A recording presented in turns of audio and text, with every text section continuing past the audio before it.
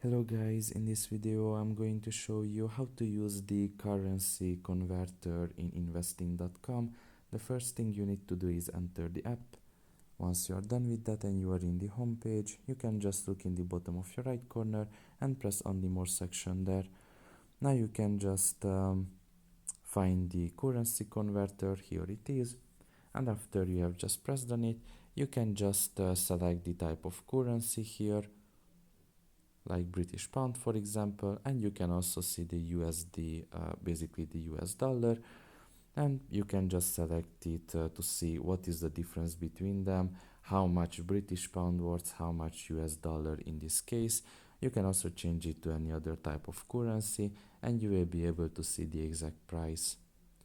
So that's pretty much it really. I hope this video was helpful to you. Thank you for listening and see you next time. Bye bye.